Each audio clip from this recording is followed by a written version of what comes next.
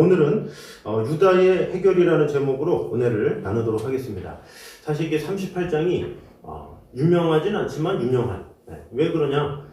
갑자기 생뚱맞게 유다 지파에 대한 내용이 나오잖아요. 그래서 우리가 이 배경들을 잘 알면 아주 풍성한 은혜를 누릴 수가 있습니다. 여기 앞에 불을 하나 꺼주셔야 될 것 같은데. 글씨가 보이려면. 네. 죄송합니다. 네. 여기 딱 요거 맨 앞에 거만 여기 꺼주시면 여기 보면 이게 유다 야곱 자손의 됐습니다. 야곱 지파의 그러니까 아브라함 자손의 족보죠. 그래서 여기 보면 데라의 아들들이 이제 쭉 이렇게 있는 거예요. 그 중에 둘째가 아브라함이죠. 그 아브라함을 통해서 이스마엘을 낳고 또 이스마엘을 통해서 이스마엘 부족들이 이렇게 나죠. 그 다음에 아브라함과 사라를 통해서 이제 이삭이 나오고 리브가 이렇게 해서 에서와 야곱. 그런데 야곱을 통해서 이렇게 라헬, 빌하, 실바, 레하 이렇게 해서 이 라헬을 통해서 요셉과 베냐민, 빌하를 통해서 단과 납달리, 실바를 통해서 갓과 아셀, 레아를 통해서 루벤, 시몬, 레위, 유다, 이사갈, 스불론, 디나 이렇게 자손들이 낳게 돼서 이 12명이 이스라엘의 12지파가 된다. 이것이 성경의 이야기죠. 자, 그런데 이 유다 지파를 보면 아까 말한 이 첫째 루벤은 어떻게 했습니까? 이 라헬의 서모, 그죠?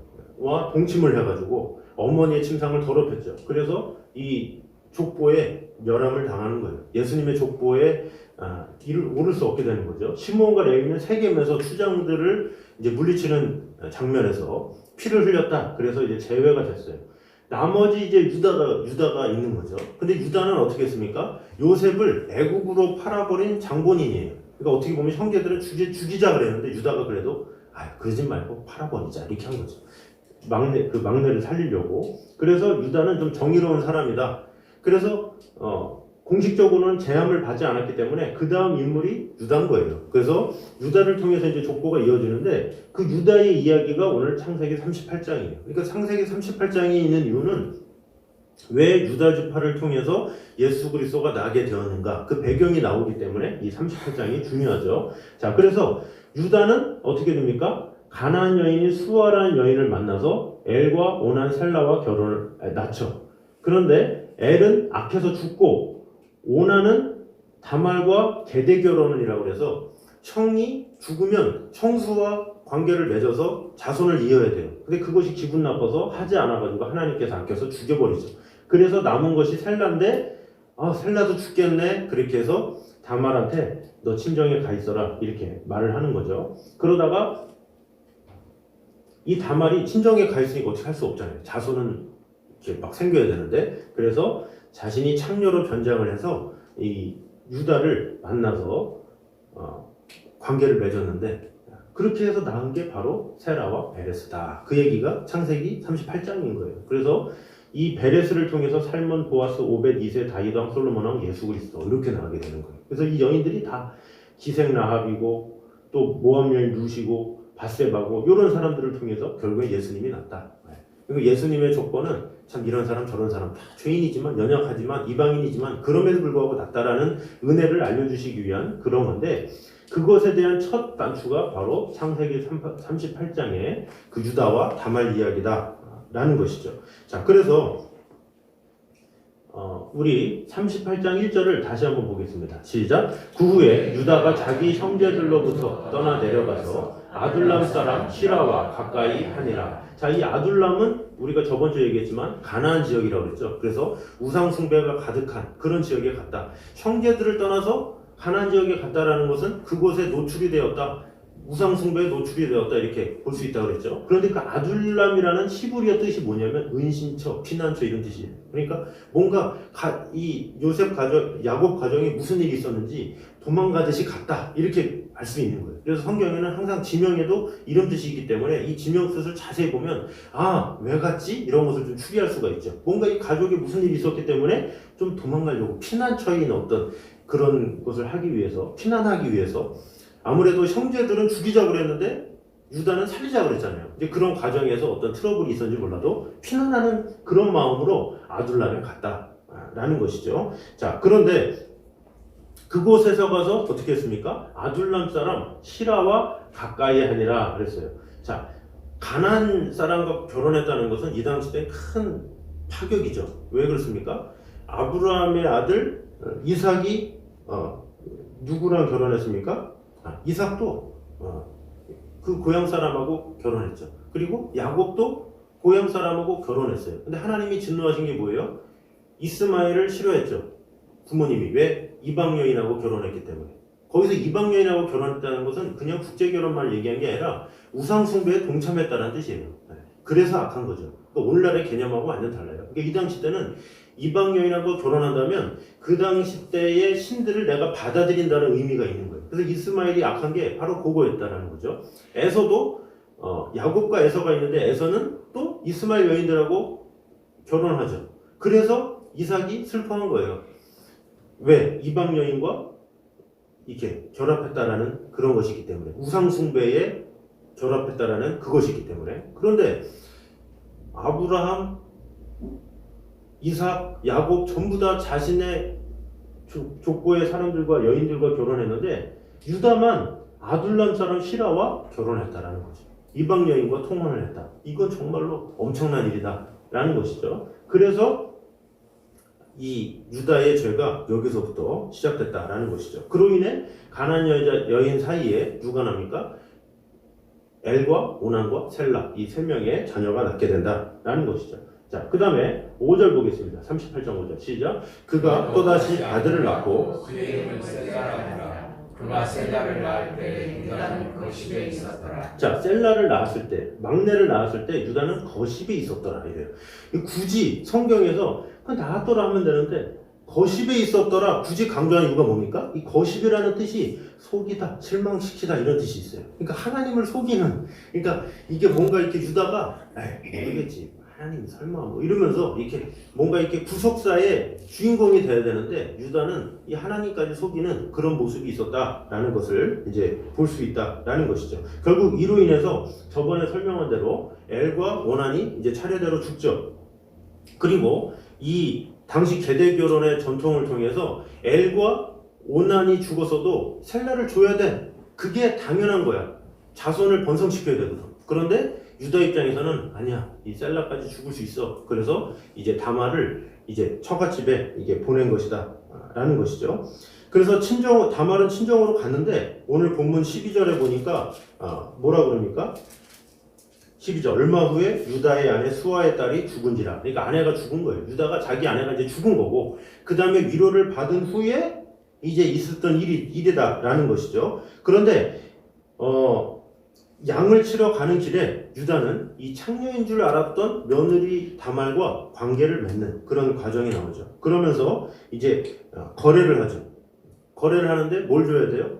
그 당시 때 이게 돈으로 거래됐던 짐승을 줘야 돼요. 그러니까 양을 줘야 되는 거예요. 근데 양이 없네? 그래서 이제 거기 창녀가 이제 그런 거죠. 그럼 당신이 가진 도장과 끈과 지팡이를 나에게 달라. 이렇게 이야기를 하는 거죠. 자, 그래서 그걸 줬는데 유다는 쉬었다가 갖고, 그러면서 며느리 다말은 어떻게 합니까? 임신을 한 거죠. 그래서 이 휴식을 마치고 집나에 도착한 유다가 이제 친구 시라에게 부탁해서 창녀에게 값을 치르고 양을 가져가서 도장과 끈과 지팡이를 갖고 오라 이렇게 얘기한 거죠. 그랬더니 거기에 창녀가 없는데? 이렇게 말을 들어가지고 결국에 유다가 그렇다고 창녀를 찾을 수도 없고 또 찾다가 웃음거리가 되잖아요. 그래서 그만두자 이제 그러면서, 그런데 여기서 끝났는가 했더니 소문이 난 거예요. 다말이 임신했다더라. 아니 세상에 지금 셀라도 안 줬는데 무슨 임신이냐 그러면서 당장 불을 질러라, 끌어내어 불 사르라, 이렇게 24절에 이렇게 말을 하고 있는 거죠. 내가 셋째도 안 줬는데 어디서 임신한 거야 도대체, 이 여자가 완전히 막 그러면서 막 이렇게 한 거죠. 그래서 유다 입장에서는 막내 셀라는 살렸고, 그리고 눈에 가시인 다말은 없앨 수 있고, 그러니까 아주 신난 일이죠. 그때 며느리 다말이 이 사람하고 관계를 맺었어요. 그러면서 도장과 끈과 지팡이를 다 보여줬다는 거죠. 그때 유다가 무릎을 치면서 그대가 옳도다 딱 그러면서 이렇게 했다. 그래서 결국엔 어쩔 수 없이 며느리 다말을 아내로 받아들이는 정말로 말도 안 되는 막장 중에 막장 중에 막장인 그런 내용이 창세기 38장이다라는 것이죠. 그래서 유다 입장에서는 좀 일반적인 말로 빼도 박도 못하는, 이러지도 못하고 저러지도 못하고 그냥 이 다말이 아내가 된 거예요. 순식간에 며느리가. 자, 그런 상황을 또 그림으로 한번 봤어요. 이게 아르테 델 헬데르 이 미술 작가인데 요 유다와 이 다말의 이 재회 장면을 이렇게 딱 그렸더라고요. 얼굴 딱 잡고 네가 그릴 수 있어? 네가 날 속이다니 막 그러면서 감히 나를 속여? 분하다 뭐 이런 거고, 그리고 이제 다말은 당해보니 어떠세요 아버님? 그러면서 딱 이렇게 여유 있는, 그러면서 결국에는 이 유다와 다말을 통해서 자손들이 나왔더라 이 얘기입니다. 자, 이것을 근거로 우리가 교훈을 보도록 하겠습니다. 자, 읽어보겠습니다. 시작. 성도는 거룩한 신분을 소유한 자답게 살아야 한다. 자, 우리는 거룩한 신분, 성도는 거룩할 성이라고 그랬죠. 거룩한 자처럼 거룩한 신분을 가지고 살아야 된다라는 것이죠. 우리 38장 18절을 우리 같이 한번 읽겠습니다. 시작. 유다가 이르되 무슨 담보물을 내게 주랴. 그가 이르되 당신의 도장과 그 끈과 당신의 손에 있는 지팡이로 하라.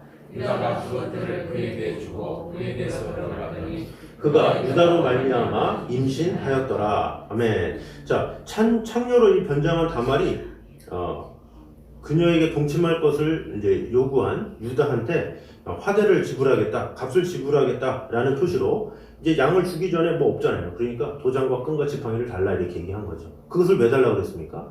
이 당시 때의 도장을 우리가 잘 알아야 돼요. 여기서 도장과 끈 이렇게 돼 있는데 사실은 끈 달린 도장이에요. 그러니까 도장에 끈이 달렸기 때문에 똑같은 거죠. 왜 도장을 달라고 그랬습니까? 요즘에도 인감 도장 있으면 막 돈도 대출받을 수 있고 막 그러잖아요. 근데 그런 것처럼 이 도장이라는 게 상거래에 꼭 필요한 물품이다라는 거죠.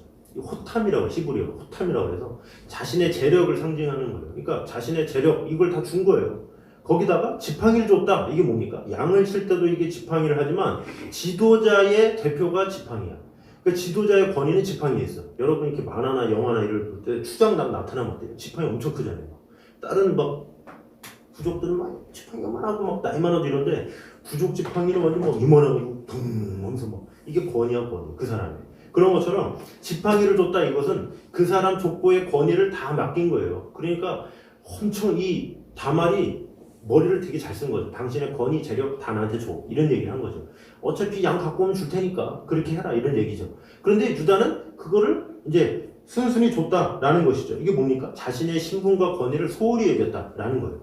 자신이 하나님의 백성인데 그거를 줄 수가 있습니까? 자기를 통해서 메시아가 나야 되는데 당시에는 몰랐겠죠, 당연히. 그러나 자신이 야곱의 족속으로 이스라엘 사람에 대한 자부심이 대단한데, 근데 그런 자부심조차도 없는지 가나안 여인과 결혼하고 거기다가 이 며느리까지 가나안 여인을 얻고 막 이런 걸 하면서 이 자신이 물두는 거죠. 그러면서 자신의 권위나 이런 거 다 필요 없다 이런 식이 돼버린 거예요. 그러니까 자신이 거룩한 신분이라는 것을 망각했다라는 거죠. 그것을 망각한 그 순간 어떻게 됐습니까?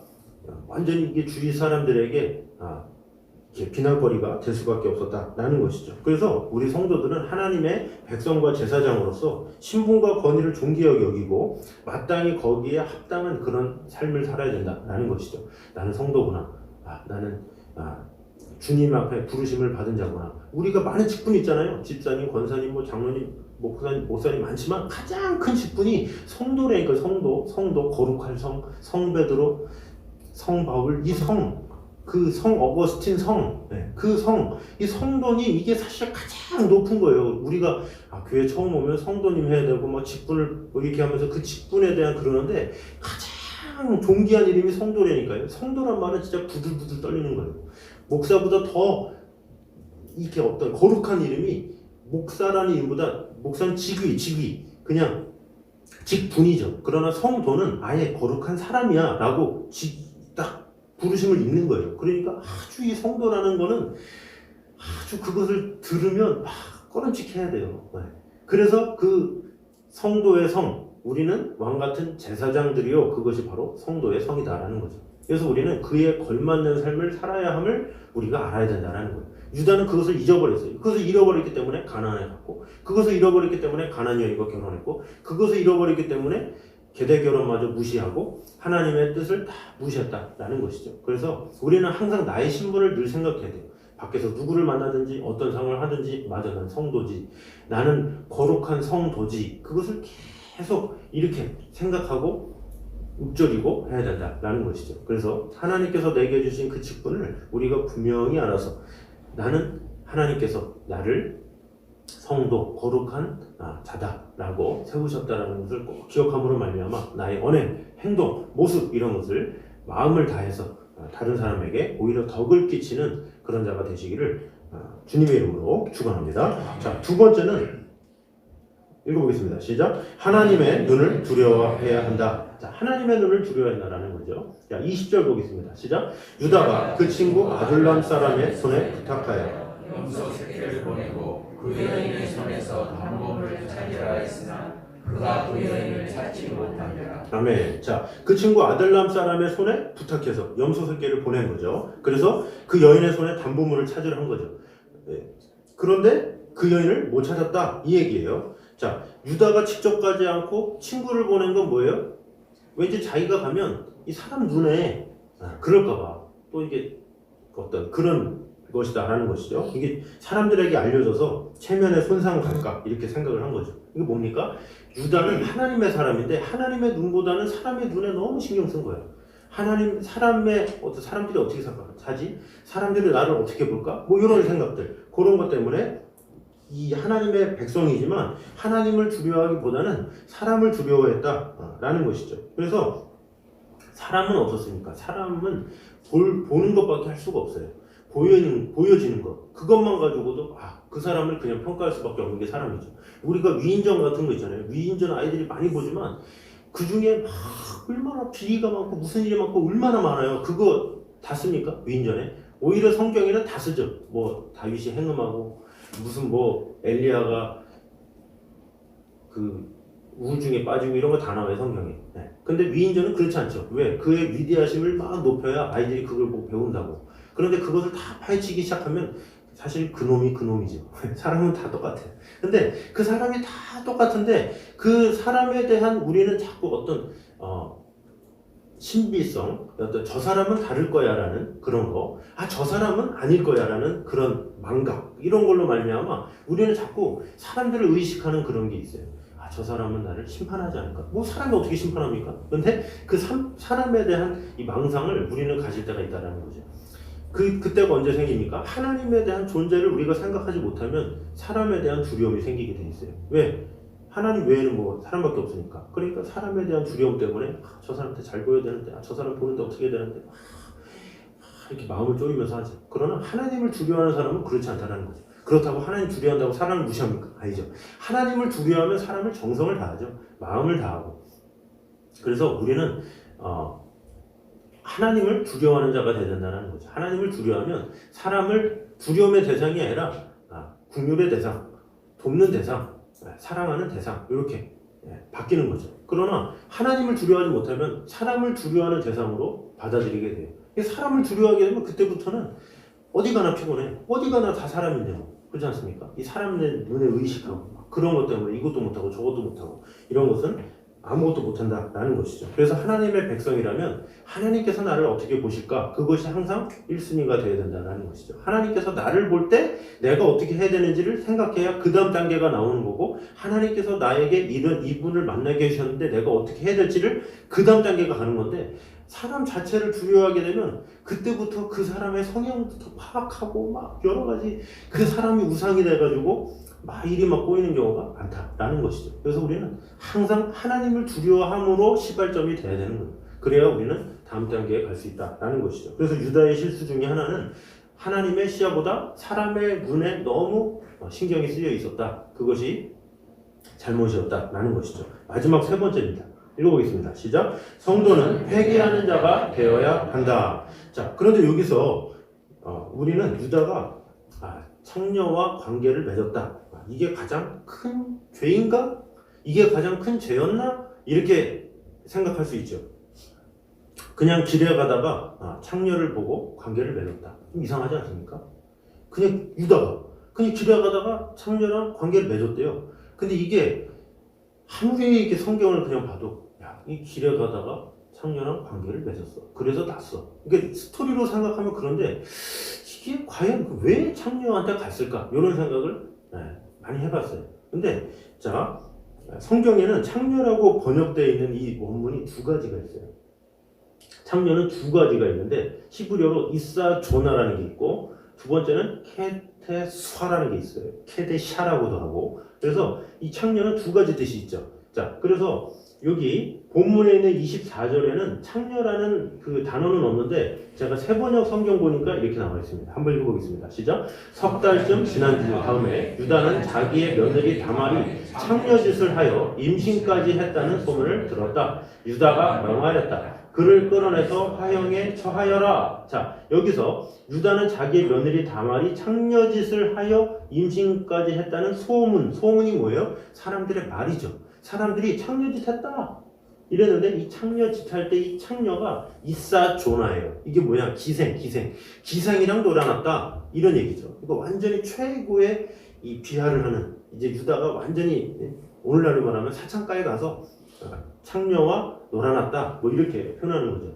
자, 그런데 오늘 있었던 창세기 38장 15절에 읽어보겠습니다. 시작. 그가 얼굴을 가리었으므로 유다가 그를 보고 창녀로 여겨. 자, 유다가 그를 보고 창녀로 여겼다. 이건 누가 본 거예요? 유다가 본 거죠. 아까는 사람들의 소문이 창녀짓 했다 요거고, 요거는 유다가 그를 보고 창녀로 봤대요. 거기서 본 창녀는 이사조나가 아니라 사창가에 있는 창녀가 아니라 케데샤예요. 이건 성창, 신전 창기. 이건 달라요. 이게 뭐가 다르냐면 이 메소포타미아 지역에서 시작된 게 있어요. 풍요의 신 바알의 이 아내 그리고 번영의 여신인 아스다로 요것을 모시는 신전의 창기를 말하는 거예요. 그러니까 수학절이 다가오면 그 동네가 이제 풍요와 번영의 여신인 이 아스다롯을 모시는 거예요. 그런데 여기에 이제 케데샤들이 투입되는 거예요. 막 그 성전에 케데샤들이 그런 여인들이 막 투입이 되는 거죠. 그러면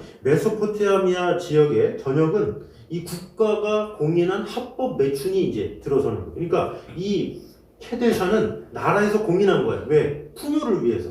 나라가 잘 되는데 풍요를 위해서 여인이 필요한 거예요. 그래서 여인들이 막 이렇게 풀어지는 거죠. 그래서 거기에서 이 합법 매춘을 하는 거예요. 이 사람들이. 왜 하느냐? 번영을 위해서. 이래야 나라가 잘 된다. 이렇게 해야 그 신들에게 노여움을 사지 않는다. 그런 행위로 이렇게 하는 거죠. 그래서 이것이 그리스까지 간 거죠. 그래서 그리스에서는 이 여신, 이 아스다롯이 아프로디테 이렇게 불려요. 그리고 에베소, 이 사도행전 19장에 나오는데 오늘날의 에페소스라고 하는 여기는 아데미 여신에서 아데미예요. 그리고 로마 비너스, 속옷 비너스, 요 똑같은 거예요. 그래서 요 여신을 숭배하는 그런 사상이 있는 것이죠. 그래서 이 신전이 갈 때마다 그리스 신전이나 에베소 신전이나 로마 신전이나 이런 데 갈 때마다 이 난잡 막 이렇게 그런 파티가 일어나는 거죠. 성적인 파티가. 그죠? 그리고 더 심한 일도 일어나고, 또 로마에 가서는 이 케데샤들하고 같이 술 마시고 춤추고 파티하고. 왜? 풍요와 번영을 위해서. 그들 입장에서는 당당한 거예요. 왜? 풍요를 위해서 하는 거니까. 그러니까 아주 음란하고 거짓된 것을 완전 포장한 거죠, 나쁘게. 그런데 이 유다 입장에서는 어떻습니까? 가나안에 갔어요. 그들의 신들과 함께 했어요. 계속 문화에 젖다 보니까 이 카데샤 문화에 대해서 이렇게 많이 익혀들었겠죠. 매 하다 보니까 신전에 창녀가 있고 그곳에 관계를 맺고, 왜? 번영과 풍요를 위해서 했구나, 이렇게 알게 된 거죠.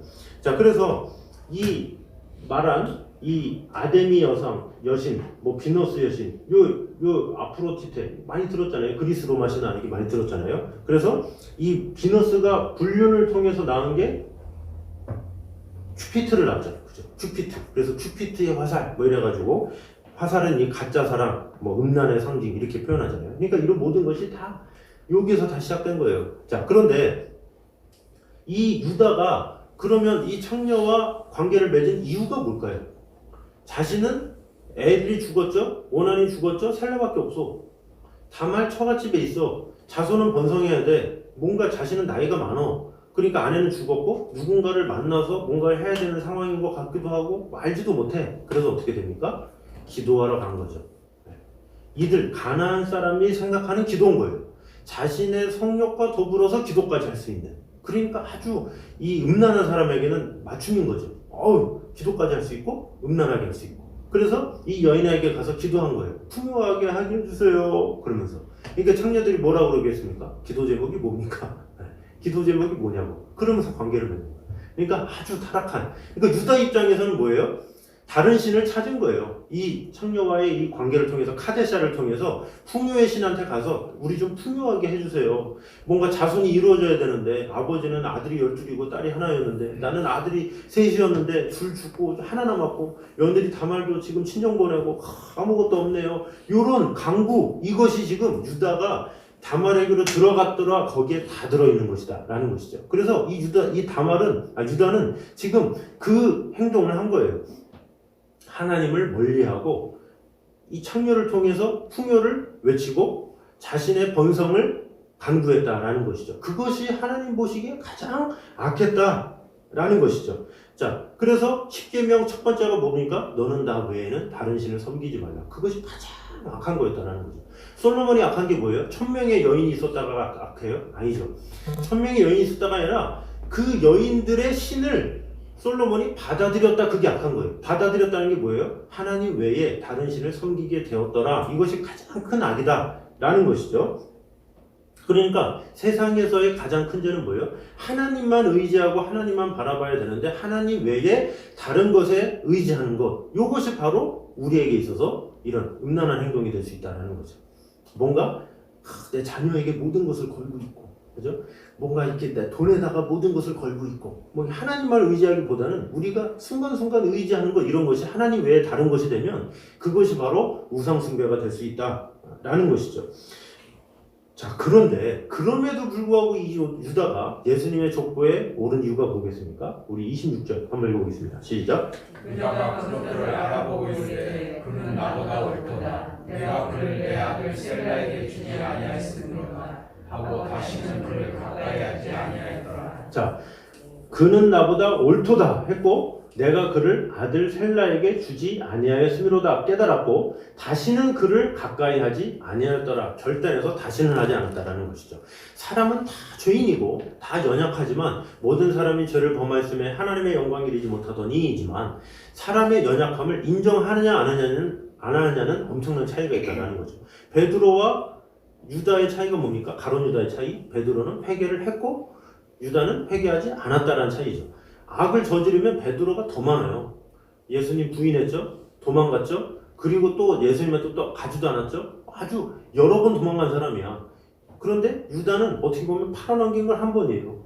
그런데 베드로는 회개를 했고 가룟 유다는 회개를 하지 않았고 스스로 목매어 죽었다라는 것이죠. 그래서 하나님께서 보시는 것은 뭐냐? 사람은 다 똑같이 죄를 짓지만 회개하냐 하지 않느냐 그것이 참 중요한 문제다라는 것이죠. 그래서 우리는 하나님 앞에 예배를 드리고 마음을 다하지만 하나님께서는 예배 이상으로 중요하게 여기시는 게 있죠. 우리 시편 51편 16절 17절입니다. 읽어보겠습니다. 시작. 주께서는 제사를 기뻐하지 아니하시나니 그렇지 아니하면 내가 드렸을 것이라. 주는 번제를 기뻐하지 아니하시나이다. 하나님께서 구하시는 제사는 상한 심령이라. 하나님이여 상하고 통회하는 마음을 주께서 멸시하지 아니하시리이다. 아멘. 자, 주께서는 제사를 기뻐하지 아니하시나니. 제가 이전에도 얘기했지만 다윗은 구약시대 사람인데 제사를 기뻐하지 않는다 이렇게 딱 얘기해요. 그런데 뭘 좋아해요? 하나님께서 구하시는 제사는 상한 심령이다라는 거죠. 타성에 젖은 나 오늘 예배 드렸어 그냥 포만감이 아니라 가슴을 치는 거. 예배를 1000번 드려도 상한 심령이 없으면 소용이 없다라는 거죠. 모든 예배 다 안 빠지고 다 나오는데 상한 심령이 없다? 그럼 예배가 아닌 거예요. 그러나 단 한 번의 예배지만 그걸 통해서 상한 심령이다, 회개가 있다, 나를 끄집어내는 그런 게 있다. 그것을 하나님께서 받으신다라는 것이죠. 이사야 66장에도 이렇게 말하고 있습니다. 읽어보겠습니다. 시작. 나 여호와가 말하노라. 내 손이 이 모든 것을 지었으므로 그들이 생겼느니라. 물은 마음이 가난하고 심령에 동해하며 내 말을 듣고 떠는 자 그 사람은 내가 돌보려니와. 자, 하나님께서 돌보시는 자, 마음이 가난하고 심령이 통회하며 내 말을 듣고 떠는 자, 그런 사람을 하나님께서 기뻐하신다라는 거죠. 그러면서 3절에 뭐라 그럽니까? 읽어보겠습니다. 소를 잡아 드리는 것은 살인함과 다름이 없이 하고 어린 양으로 제사를 드리는 것은 개의 몫을 떡금과 다름이 없이 하며 드리는 예물은 돼지의 피와 다름이 없이 하고 분향하는 것은 우상을 찬송함과 다름이 없이 행하는 그들은 자기의 길을 택하며 그들의 마음은 가증한 것을 기뻐한즉. 자, 이게 누구를 얘기하냐면 이스라엘 사람들 얘기하는 거예요. 처음에 제사를 드리던 어때요? 어유 제사, 어유 소 나가네 막 이러는데 막 이제 하다 보니까 타성이 졌는 거야. 이 타성이 졌다 보니까 소를 잡아 드리는 게 이제는 살인한 거 다름이 없어지고 어린 양으로 제사를 드리는 게 개목 하면서 이렇게 꺾는 것과 다르고, 그러니까 이 사람들이 죄책감도 다 사라지고 그냥 제사를 드리는데 그냥 형식적으로 금년에도 오늘 가서 하네 막 그런 형식적으로 이게 형식에 사로잡혀 있다는 거죠. 형식에 사로잡혀 있으니까 하나님과의 친밀한 관계는 없어지고 내가 했냐 안 했냐 이런 거에만 사로잡혀 있다는 거죠. 그래서 2절에 이렇게 말씀하고 있는 거예요. 물은 마음이 가난하고 심령이 통회하며 내 말을 듣고 떠는 자, 그 사람은 내가 돌보겠다. 이사야서에 구약에 말씀하고 있는 거예요. 구약 시대인데 우리는 구약 시대 때 제사 안 드리면 죽어 막 이렇게 생각하는데 절대 그렇지 않다는 거죠. 구약인데 하나님은 율법에 얽매여서 했냐 안 했냐 하는 분이 아니라니까요. 마음에 가난하고 심령이 통회하며 내 말을 듣고 떠는 자, 유다는 그런 게 있었다라는 거죠. 내가 잘못했구나 그러면서 이제 다말은 내 아내가 되었구나 하고서 막 또 자기 하고 싶은 대로 한 게 아니라 다시는 가까이 하지 않았다. 회개하고 다시는 안 했다. 그것이 그래도 하나님 보시기에는 그래 유다는 쓸만하네 이거다라는 거죠. 사람은 다 죄를 짓지만 얼마나 통회하며 살아가느냐 결단하며 살아가느냐 이것이 참 중요하다라는 거죠. 우리 성도가 중요한 건 뭐예요? 아무리 세상이 욕하고 하더라도 우리는 주여 죄송합니다. 주여 용서하여 주셔서 주시옵소서. 그러면서 또다시 새롭게 살아가는 자, 그것이 다르다라는 것이죠. 그래서 하나님께서 기뻐하시는 것 이게 무엇입니까? 우리에게 상한 심령 이것을 원하신다라는 것이죠. 다니엘 기도에 1일부터 21일까지 다 지켰네. 동그라미 다 했네. 이게 포만감이 아니냐. 하나님께서 원하시는 것은 동그라미 했냐 안 했냐 이게 중요한 게 아니라 이런저런 일로 별로 못한다 할지라도 그 한 번을 할 때 그 상한 심령이 다 오게 되면 여러분이 여기다가 동그라미를 몇 개 치겠습니까? 이날 내가 하나님을 뜨겁게 만났다 그러면서 더 절실해지고 은혜가 되겠죠. 이것을 하나님께서 기뻐하시는 거예요. 했어? 안 했어? 야 이거 20일 다 채웠네 이거 자랑해야지. 이런 것은 하나님 기뻐하는 것이 아니라 단 한 번의 예배를 드리더라도 상한 심령이 있을 때 하나님께서 그를 기뻐하시고 그를 사용해 주시고 은혜 주신다라는 것이죠. 유다에게 있어서 잘못을 했지만 말도 안 되는 일을 했지만 이방인과 결혼했지만 그러나 하나님 앞에 자복을 했고 상한 심령이 있었다라는 것이죠. 오늘날에도 하나님은 상한 심령의 사람을 부르신다라는 것입니다. 그래서 우리 모두가 주여 죄를 졌네요. 여기서 끝나는 것이 아니라 용서하여 주시옵소서. 자백합니다. 하나님만 바라보게 도와주시옵소서. 그러면서 오직 상한 심령으로 살아가는 자가 되기 원합니다 하면서 오늘도 신실하게 진실하게 거룩하게 살게 하여 주시옵소서. 이런 간구로 살아가는 저 여러분 되시기를 주님의 이름으로 축원합니다. 자, 우리 시간에 신실하게 진실하게 거룩하게 우리 같이 찬양하겠습니다.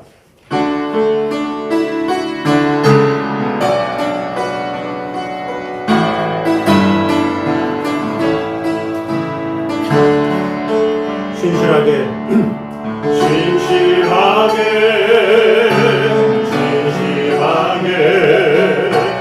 거룩하게 살게 하소서. 신실하게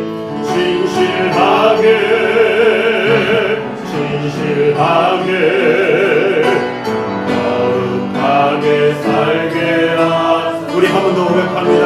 진실하게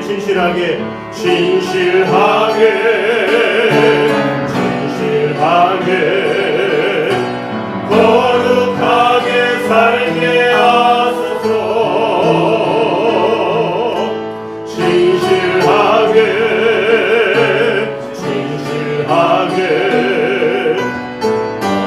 거룩하게 살게 하소서. 하나님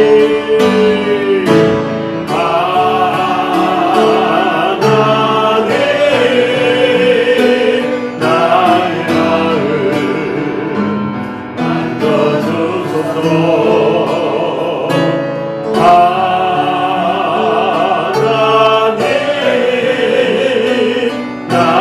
영혼 새롭게 하소서. 한 번 더 신실하게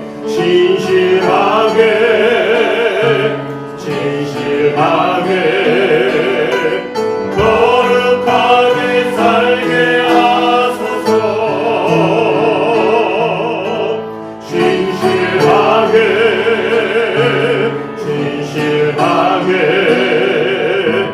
거룩하게 살게 하소서. 우리 한 번 더 고백합니다. 신실하게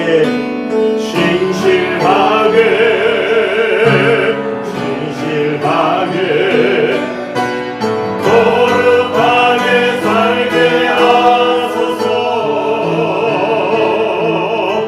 신실하게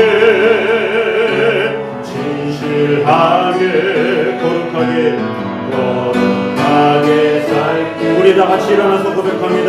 하나님, 나의 기도를 들어주소서.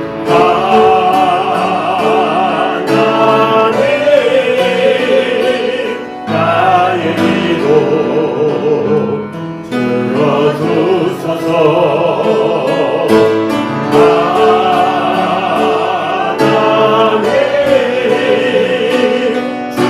주의 길로 인도하. 우리 다 같이 손을 들고 하나님,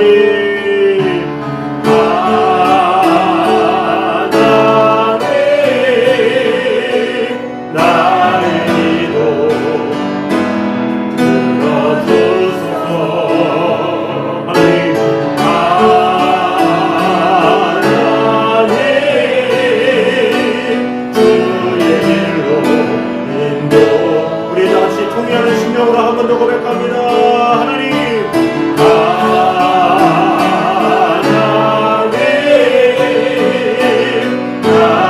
기도 들어주소서.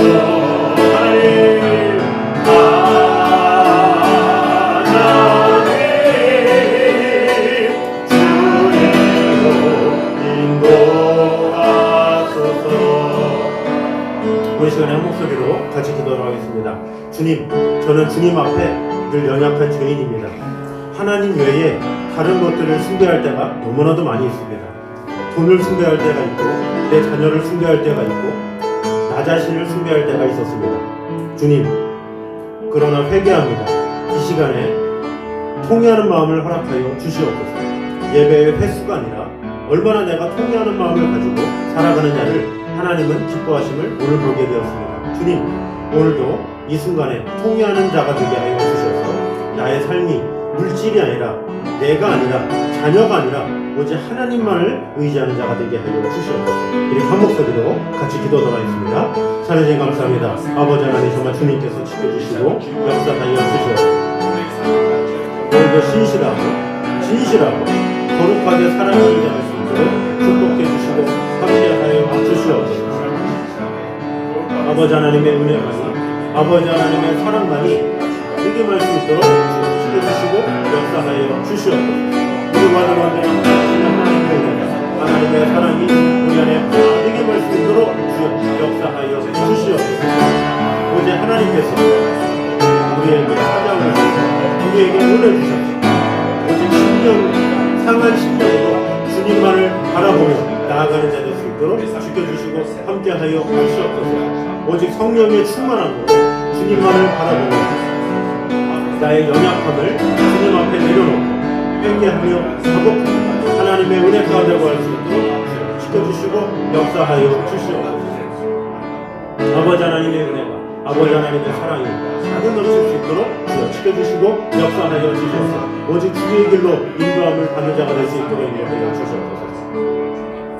사랑의 주님, 은혜를 감사드립니다. 우리는 다 연약한 자들입니다. 너무나도 연약하여서 우리는 살아있는 동안에 하나님만을 의식하는 것이 아니라, 하나님만 바라보는 것이 아니라 나를 바라볼 때가 많았고, 물질에 내 마음을 뺏겼을 때가 많았고, 내 자녀들을 우상으로 삼았을 때가 너무나도 많았음을 용서하여 주시옵소서. 아멘. 아버지 하나님, 이 모든 것을, 우리가 섬겼던 것을 용서를 구합니다.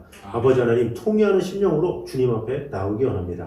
내가 예배를 드렸냐 드리지 않았느냐, 그런 제사의 횟수가 아니라 정말로 한 번의 예배라도 정말로 하나님께서 기뻐하시는 예배가 되길 원합니다. 아멘. 예배를 드린다 할지라도 내가 그 우상을 내려놓지 못하면 그것이 참 예배가 되겠습니까? 예배로 말미암아 나의 모든 얽매인 것을 다 벗어버리고 오직 주님만이 나의 하나님이시오, 나의 힘이요, 나의 구원이시오, 나의 능력이심을 온전히 인정하며 나아갈 수 있도록 주님께서 지켜주시고 함께하여 주시옵소서. 아멘. 더불어 다니엘 기도를 통해서 나의 모든 우상들을 다 내려놓고 오직 하나님만 바라보는 귀한 시간 될 수 있도록 축복해 주시고 함께하여 주시옵소서. 아멘. 우리의 상한 심령을 기뻐하시는 아버지 하나님, 매일매일의 그 예배 가운데 나의 심령을 다 주님 앞에 내려놓을 수 있는 귀한 시간 될 수 있도록 축복해 주시고 함께하여 주시옵소서. 아멘. 이제는 우리 주 예수 그리스도의 은혜와 아버지 하나님의 무한하신 사랑과 성령님의 교통하심이 오직 상한 심령으로 주님 앞에 나와 예배하기 원하는 이 자리에 있는 모든 성도들 위해 이제부터 영까지 함께 있기를 간절히 축원하옵나이다. 아멘.